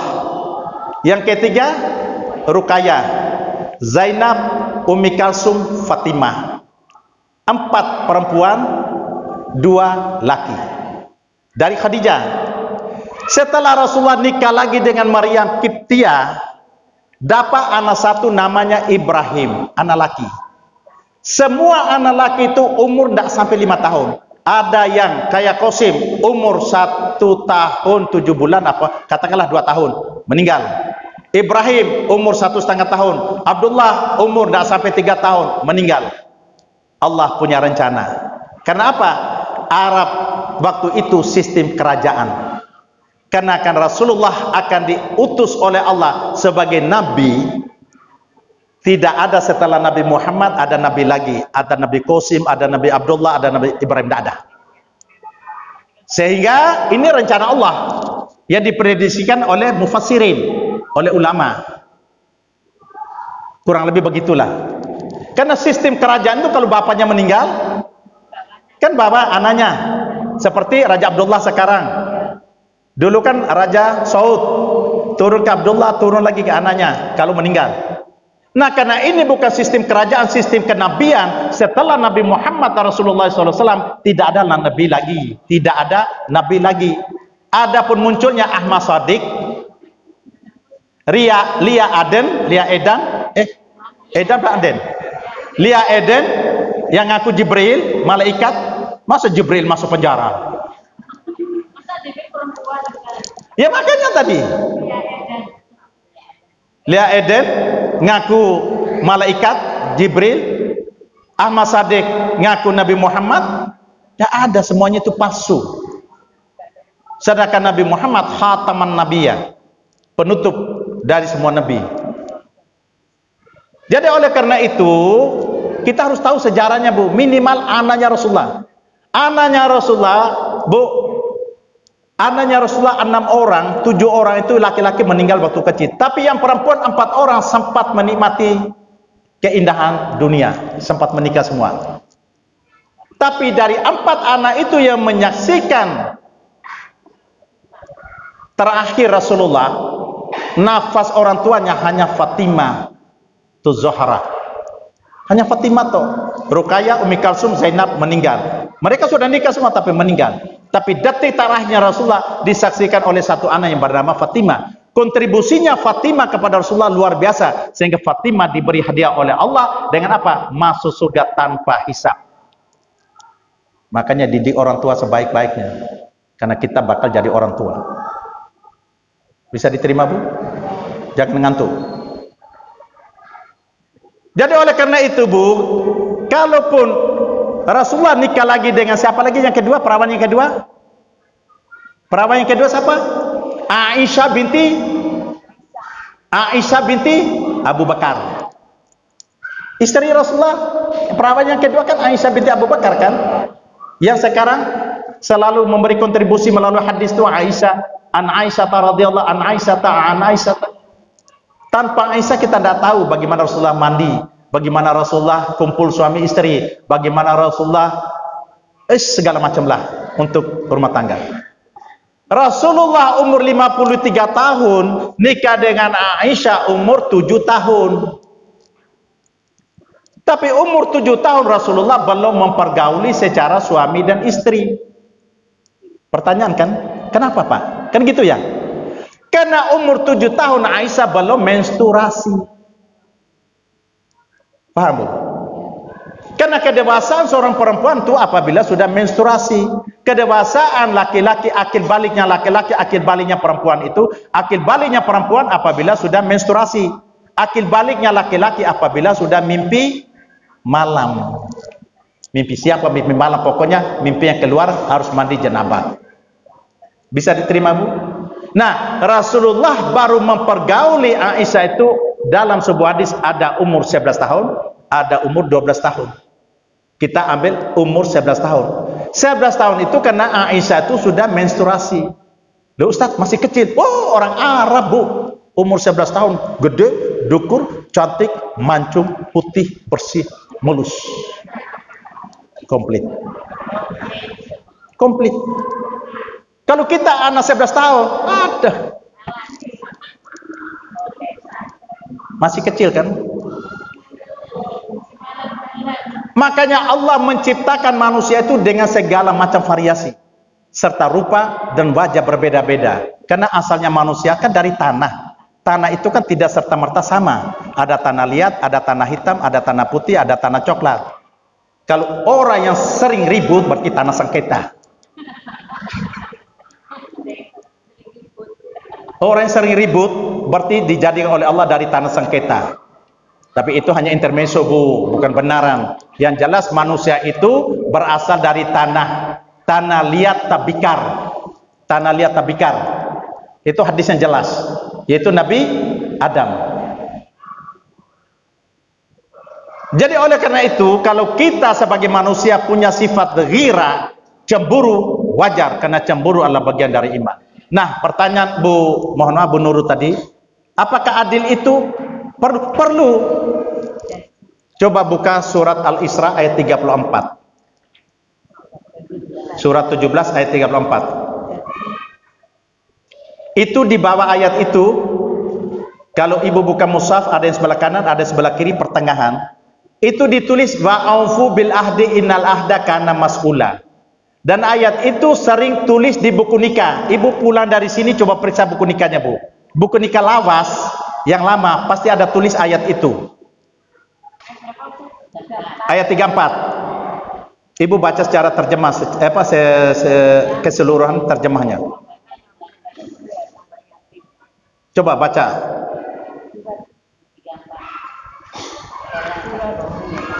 Surat Al-Isra surat 17 ayat 34. Dan janganlah kamu mendekati harta yatim kecuali dengan cara yang lebih baik atau bermanfaat sampai dia dewasa. Dan penuhilah janji, karena janji itu pasti diminta pertanggungjawaban. Bu, di buku nikah saya tidak bicara masalah harta anak yatim ya, karena kita konteksnya berbeda. Di dalam buku nikah yang lawas, alinea, mohon maaf, halaman depan itu atau halaman belakang selalu tulis wa'aufu bil ahdi innal ahda kana mas'ula. Tepatilah janji. Karena janji itu akan diminta pertanggungjawab oleh Allah. Di mana? Di yaumul hisab nanti. Janji apa? Seorang suami pada saat dia akad nikah, pada saat walinya mengatakan angkah tuka wazzawajutuka, saya nikahkan anakku, saya nikahkan dan saya kawinkan anakku dengan kamu, dia akan menjawab qabiltu nikahha. Betul, saya menerima nikahnya. Kalau bahasa Indonesia, saya terima nikahnya fulani dengan si fulan binti yang sudah disebut tadi dengan mas kawin sekian-sekian. Itu namanya janji. Janji pertama, janji kepada Allah, di mana Allah menitipkan seorang anak gadis kepada orang tuanya. Pada saat detik ini kamu terima nikahnya, amanat itu dialih tangankan kepada suaminya. 99,9% hak prerogatif di tangan suaminya. Kalau ibu sudah nikah, jangan lagi durhaka pada suami, karena hak 99,9% di tangan suaminya. Bisa diterima, Bu? Ibu jangankan bentak suami, pendeli dengan suami, taruhan neraka. Demikian pula suami menzolimin istri, taruhannya neraka. Karena janji tadi. Saya terima nikahnya, saya nikahkan dia, itu berarti tanggung jawab dunia dan akhirat. Jadilah istri yang soleha dan jadilah suami yang soleh. Kalau suami dari suami yang soleh dan istri yang soleh, insya Allah kelak keturunan anak kita menjadi anak yang soleh dan soleha. Tapi janji itu bukan sekadar untuk janji kumpul, tapi janji memberikan nafkah lahir dan batin. Nafkah lahir itu sandang, papan, pangan. Nafkah lahir. Saya ulangi, nafkah lahir, sandang, papan, pangan. Nafkah batin, kejujuran. Kita sini nafkah batin kan selalu menerjemahkan kumpul suami istri kan. Nafkah berarti kejujuran. Rumah tangga kalau dihiasi dengan kejujuran, maka rumah tangga akan aman. Kalau rumah tangga sudah ada tidak ada kejujuran, suami selingkuh, istri tidak mau kalah juga. Kamu bisa punya simpanan, aku juga bisa punya laki-laki gigolo. Bisa kan? Loh, mohon maaf, ini kita tidak menuduh. Konon menurut cerita banyak istri-istri oknum pejabat punya simpanan laki-laki yang ganteng, tinggi, besar, kuat, mantap, semangat. Kenapa? Merasa kesepian. Oknum lo ya, saya tidak menuduh. Kenapa? Suaminya sibuk, pulang, berangkat pagi, pulang malam, sudah pulang sampai rumah capek, mau macam-macam tidak bisa. Kewer-kewer aja tidak bisa, tidak ada semangat sama sekali. Paling kasih air minum. Ini mohon maaf Bu. Ya contoh seperti sekarang ini yang sering terjadi ini Bu. Ini gambaran aja. Jadi oleh karena itu, ghirah, cemburu itu di dalam Islam bukan sekedar cemburu suami dan istri, tapi cemburu yang dituntut oleh agama itu cemburu apabila melihat suatu kemaksiatan, tidak ada kebencian di dalam hati kita, berarti kadar keimanan kita masih di bawah standar. Bisa terima? Sudah setengah 10 lewat 5, setengah 11 lewat 5. Ada mau bertanya? Silakan. Sebentar lagi selesai. Monggo. Ya bisa. Misalnya tadi yang kita berdoakan, terus malaikat kan mengalami doakan. Apakah itu dengan surat ini, surat 40 ayat 7, pasal saya baca ya. Baca. Surat 40 ayat 7. Malaikat yang memikul as dan malaikat yang berada di sini bertasbih dan memuji Tuhannya, dan mereka beriman kepadanya serta memohonkan ampunan untuk orang-orang beriman seraya berkata, ya Tuhan kami, rahmat dan ilmu yang ada padamu meliputi segala sesuatu, maka berilah ampunan kepada orang-orang yang bertobat dan mengikuti jalan agamamu dan berilah mereka keselamatan. Nah itu yang saya katakan tadi Bu. Kalau kita berdoa kepada Allah untuk orang lain, seyogianya kita berdoa untuk diri kita sendiri. Kenapa? Malaikat itu mendoakan kepada Allah untuk kita. Ya Allah, ampunilah dia. Ayat tadi. Bukan hanya mengampuni toh, segala macam didoakan oleh malaikat. Makanya yang kita harapkan rahmat Allah. Betul Bu? Yang kita harapkan rahmat Allah, bukan azab Allah. Rahmat Allah itu sesuatu yang tidak bisa dilihat dengan mata, tidak bisa diraba dengan tangan, tapi hanya dengan keadaan kita merasakan. Kalau bukan karena rahmat Allah ini Bu, kita tidak akan begini. Makanya Allah mengatakan tadi surat Ali Imran ayat 159 tadi, fabima rahmatin minallah lantalahum walau kunta faddan ghalidha qalbi lam faddu min haulik. Karena dengan rahmat Allah itulah kamu berkasih sayang. Timbul kasih sayang. Makanya minggu yang lalu kalau tidak salah ada ibu pertanyaan, bagaimana kalau orang berbuat kasar kita, harus kita apa? Balaslah dengan kebaikan. Wa ahsin kama ahsanallahu ilaik. Berbuat baiklah kepada orang yang berbuat kasar kepadamu. Surat Al-Qasas, surat 28, ayat 77. Buka. Yang saya tadi baca tadi. Wa bataghi fi ma ataqallahu daral akhirah wa la tansa nasibaka minad dunya wa ahsin kama ahsanallahu ilaik wa la tabghil fasada fil ardi innallaha yuhibbul mufsidin. Jadi kalau orang berbuat kasar dengan kita, balaslah dengan kebaikan. Lain seperti, mohon maaf, laisa minal muslim, agama Katolik apa Protestan. Di dalam Injil mengatakan kalau tempelan pipi kanan, tak ada lagi pipi kiri, itu goblok namanya. Tempelan pipi kanan, balas kembali. Kalau mau bisa balas. Jadi oleh karena itu, kaitan dengan itu semua, ayat yang disampaikan tadi, mari kita amalkan. Nah, sebagai kesimpulan, bulan ini bulan Safar. Banyak bulan Safar itu membuat kesyirikan di dalam kehidupan manusia. Contoh, mandi di kali untuk menghapuskan dosa dan kesalahan. Ada nggak Bu? Banyak orang yang mandi di kali, mandi di sungai supaya dosa-dosa luntur. Maaf Bu, dosa bukan karena dengan mandi. Ibu mandi berapa kolam pun dosa tidak akan hapus kalau tidak dibarengi dengan istighfar.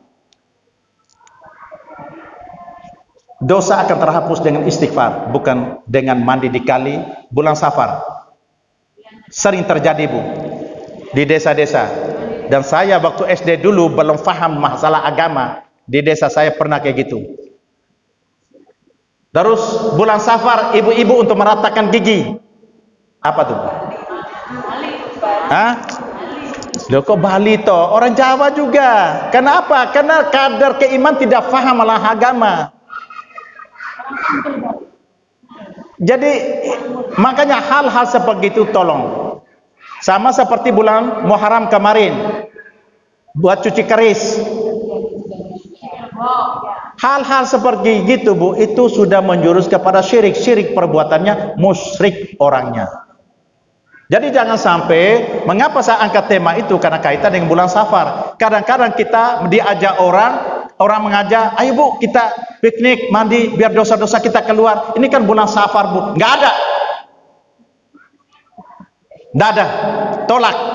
Kalau ibu niat untuk tadabbur alam, melihat keindahan alam, boleh. Tapi niat untuk mandi di kali, di sumur, apakah di Pacet, apakah di mana, untuk hilangkan dosa, ibu sendiri yang salah. Syirik.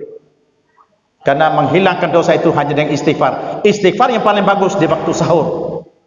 Surat Ali Imran ayat 16. As-sabirina wal qanitina wal mufikina wal mustaghfirina bil ashar. Surat Ali Imran surat ketiga ayat 16 itu. Jadi oleh karena itu, mari dengan keimanan yang pada diri kita, mudah-mudahan Allah tingkatkan kita dengan ketakwaan. Jangan kita berbuat suatu kesyirikan yang akan menghilangkan semua amal ibadah kita yang selama ini kita kerjakan. Mudah-mudahan Allah senantiasa memberi petunjuk dan hidayah di dalam kehidupan, agar sisa umur kita ini betul-betul kita berbuat suatu kebaikan dengan apa yang keinginan kita, cita-cita, agar berpisah dunia ini dalam keadaan husnul khatimah akan terwujud dengan baik manakala kalau kita beriman, bertakwa kepada Allah Subhanahu wa taala. Ada pertanyaan lagi? Banyak juga tidak apa-apa.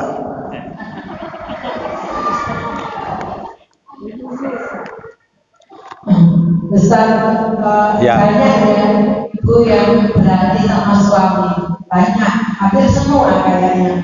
Kalau dikasih tahu gitu kecil jawab gitu. Tapi kalau misalnya suami itu tidak mempermasalahkan hal biasa begitu, itu gimana Ustaz? Kalau suami tidak mempermasalahkan, itu suami sudah bosan lihat suaminya, lihat istrinya kayak gitu, cerewet. Istri kayak gitu bila perlu belum mati kubur duluan. Kasarnya gitu Bu. Tapi pertanyaan ibu saya tolong saya revisi Bu ya. Kalau lain kali pertanyaan banyak ibu-ibu hampir semua salah. Ya jangan. Karena tidak semua perempuan, tidak semua ibu-ibu, tidak semua istri seperti itu. Ada istri yang soleha. Karena saya melihat dengan mata kepala. Contoh istri saya. Jadi sungguh saya tidak mau promosi. Dua-dua istriku. Begitu cerewet tak lihat begitu langsung diam. Iya ya Mas. Jadilah istri kayak istrinya Rasulullah, istrinya para nabi. Sebentar, saya ngomong dulu, belum selesai. Jadi itu. Jadi kalau istri-istri cerewet, kalau suami sudah tidak memperhatikan, berarti suami sudah bosan dengan kecerewetan. Kalau istri yang baik, istri kayak gitu belum mati jangan dikubur.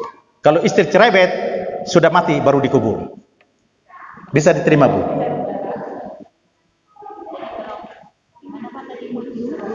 Kalau istri baik belum mati jangan dikubur.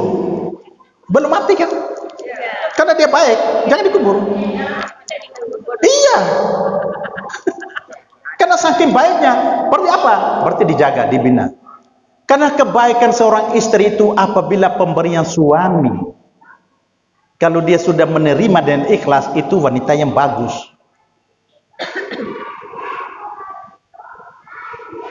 Yang dikatakan bahwa istri yang durhaka apabila pemberian suami itu selalu berkurang dan berkurang, itulah yang dikatakan wanita penghuni neraka.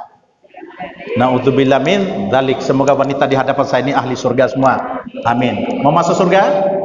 Mau masuk surga? Jangan cerewet. Kuncinya itu aja. Monggo Bu.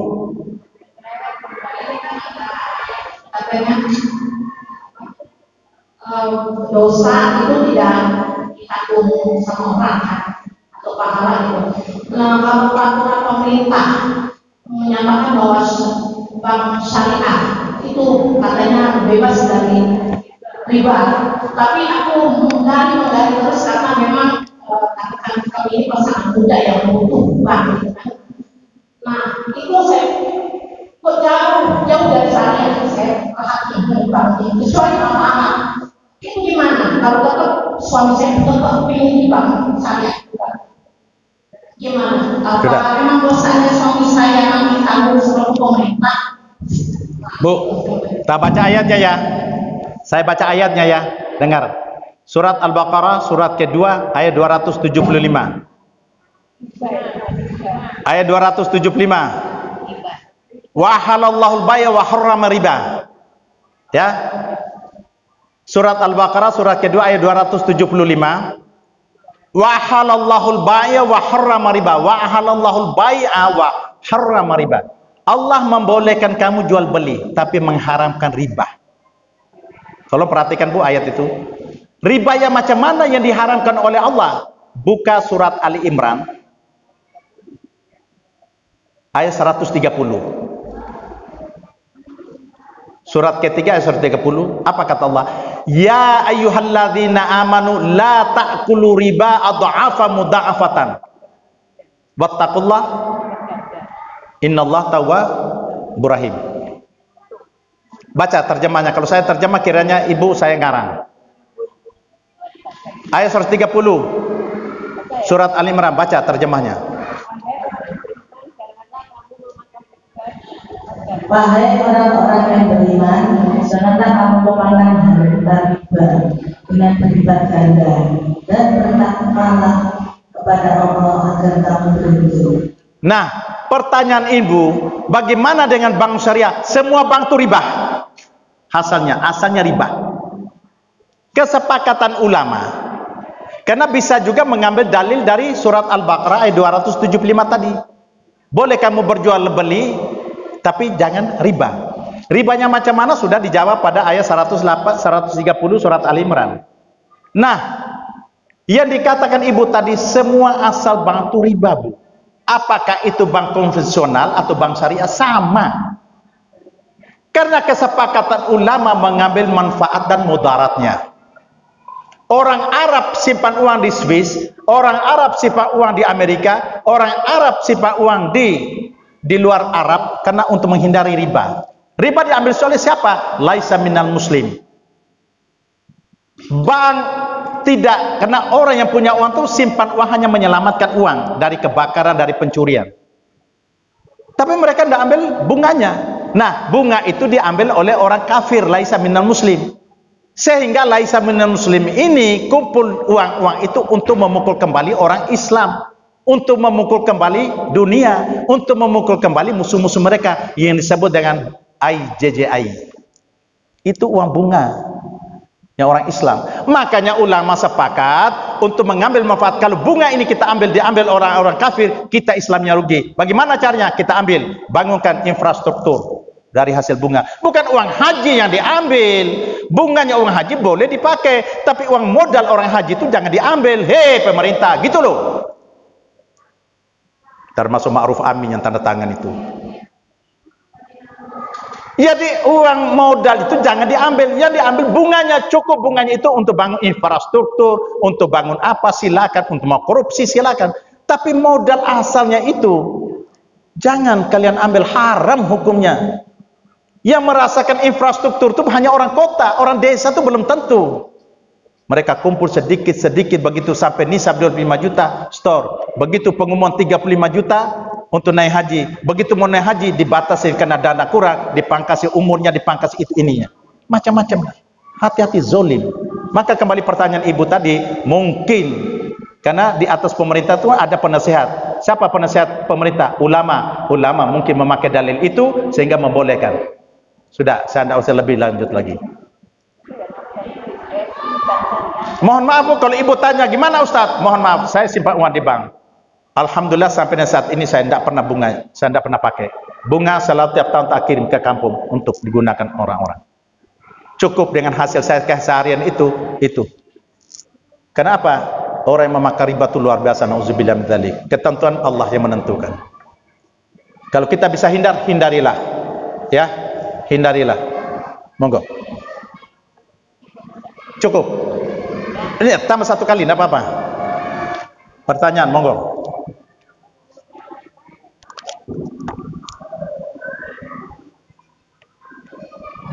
Ustaz, itu makna dari surat 9 ayat 19 orang kalau sudah Baca terjemahnya, Ibu baca terjemahnya.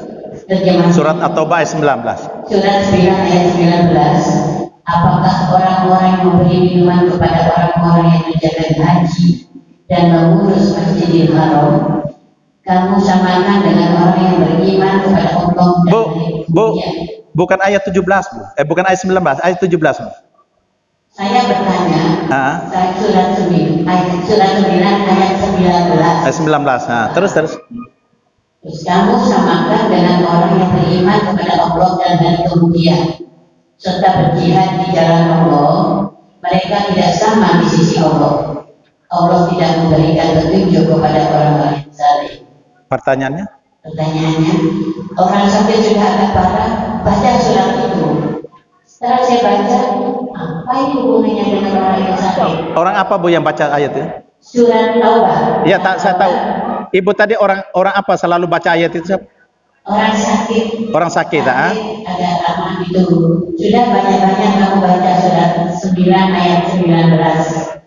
Hubungannya setelah saya baca kok gini gitu. Ya, baik. Saya baru dengar hari ini, Bu, ya. Kalau saya baru dengar hari ini orang sakit suruh baca ayat itu. Tapi Rasulullah selalu menganjurkan apabila kamu melihat membesuk orang sakit, bacalah Allahumma rabbanas adhabal bi'shi anta safi la safi illa sifal la sakama. Terakhir, tangan kita tempelkan di orang itu. Ya. Kalaupun bukan muhrim, enggak apa-apa di luar. Yang bukan kalaupun kita enggak pegang, baca aja.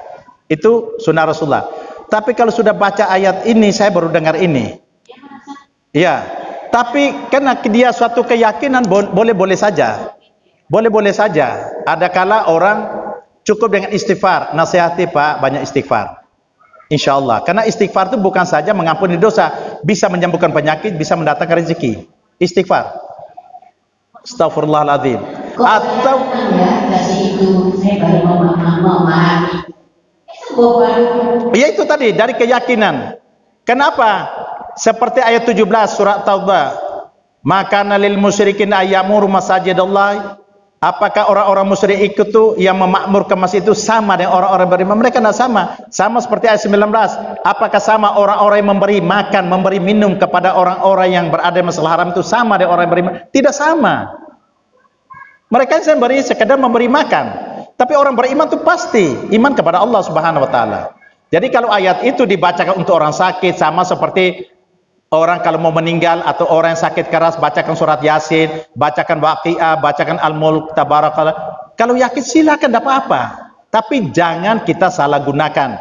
Contoh, tulis ayat itu di kertas, taruh di bawah bantal supaya sembuh. Itu namanya mengkultuskan ayat.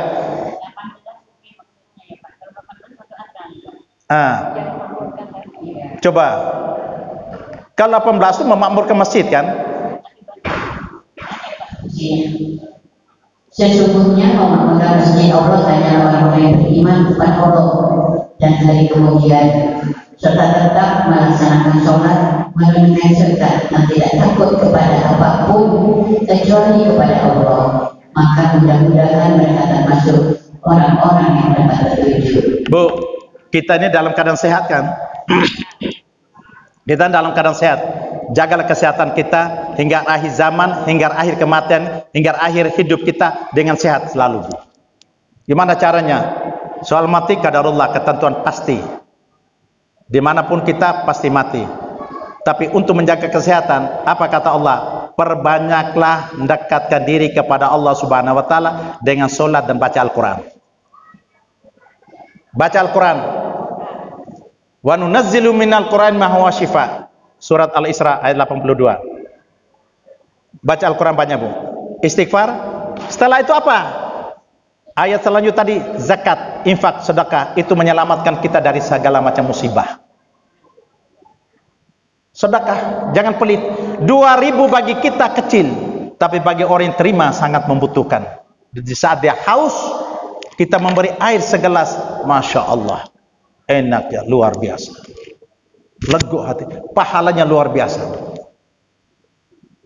Matinya seorang beriman seorang wanita beriman masuk ke dalam neraka karena memelihara kucing, dia tidak memberi makan. Dan matinya seorang pelacur masuk ke dalam surga karena menyelamatkan seekor anjing dari kehausan. Nah, dari hadis itu, dari riwayat itu bisa kita membayangkan. Maka oleh karena itu, ayat apapun, asal kita jangan mengkultuskan ayat. Tahu mengkultuskan, Bu? Kita meyakinkan ayat boleh, tapi mengkultuskan, misalnya Al-Quran saya tidak perlu baca, biar setan tidak masuk, tak taruh di atas pintu. Setan beneran tidak masuk, setan kepala hitam pasti gentayangan. Jadi itu yang dikatakan mengkultuskan. Maka oleh karena itu, ingatlah kepada Allah dengan sekemampuan. Sedikit continue, sedikit istiqamah lebih bagus daripada banyak yang tidak istiqamah. Tahu, satu juz kita baca Al-Quran setiap hari lebih bagus, atau satu lembar lebih bagus daripada tidak baca sama sekali. Lebih banyak WhatsApp-nya daripada Al-Qurannya. Jadi oleh karena itu, sebagai akhirnya, kesimpulan akhir, dengan ayat yang kita pelajari, dengan semua kita pelajari itu, Allah yang ayat saya baca tadi, wa makana rabbuka muhlikal qura, Tuhanmu, Allahmu tidak membinasakan satu negeri sebelum dia mengirim utusan untuk membacakan ayat-ayat Allah. Siapakah utusan Allah itu? Nabi Muhammad. Siapakah membaca ayat itu? Nabi Muhammad sudah meninggal, tapi Nabi Muhammad sudah mengatakan al-ulama warasul anbiya. Dari ulama yang membacakan ayat-ayat itu, itulah sebagai penyambung lidahnya Rasulullah. Maka dari situlah, seperti oknum-oknum pejabat sudah disampaikan ulamanya itu haram, itu tidak boleh, itu masih tetap dilaksanakan. Tidak salahnya kalau negeri itu dihancurkan oleh Allah sehancur-hancurnya karena menyimpang dari tuntunan ajaran yang disampaikan oleh Allah, yang sudah disampaikan oleh Rasulullah SAW yang melalui para ulama. Saya kira itu yang dapat saya sampaikan. Mudah-mudahan apa yang saya sampaikan manfaat untuk kita. Dengan sisa umur ada pada diri kita, semoga Allah memberi kekuatan kepada kita agar dapat kita mengerjakan segala macam perintah yang diperintah oleh Allah dan meninggalkan segala larangan-larangan Allah. Dan semoga kita berpisah dari dunia yang dalam keadaan husnul khatimah, dan semoga Allah membangkitkan kita serta kumpulkan kembali kita dalam surga Jannatin Na'im bersama para nabi, syuhada dan orang-orang yang soleh dan soleha. Bismillahirrahmanirrahim. Alhamdulillahirabbil alamin, hamdan syakirin hamdan na'imin, hamdan yuwafi ni'ma wa yukafi mazida. Ya Rabbana lakal hamdu kama yanbaghi li jalali wajhikal karim sultanik. Allahumma inna nas'aluka ridaka wal jannah wa na'udzubika min sahatika wan nar. Allahumma inna nas'aluka ilman nafi'an wa amalan mutakabbalan wa rizqan halalan thayyiban. Allahumma nawwir qulubana bil Qur'an wa zayyin akhlaqana bil Qur'an wa najjina minan nar bil Qur'an wa adkhilna jannata bil Qur'an bi rahmatika ya arhamur rahimin innaka la kulli shay'in qadir. Rabbana taqabbal minna innaka antas samiul alim wa tub alaina innaka tawwabur rahim. Rabbana atina fid dunya hasanah wa fil akhirati hasanah wa qina adzabannar wa adkhilna jannata mal abrar ya aziz ya ghaffar ya rabbal alamin. Subhana rabbika rabbil izzati amma yasifun wa salamun alal mursalin walhamdulillahi rabbil alamin. Amin. Terima kasih atas perhatian. Mohon maaf apabila ada kekurangan. Subhanakallahumma wa bihamdik asyhadu an la ilaha illa anta astaghfiruka wa atubu ilaik. Bila taufiq hidayah. Wassalamualaikum warahmatullahi wabarakatuh.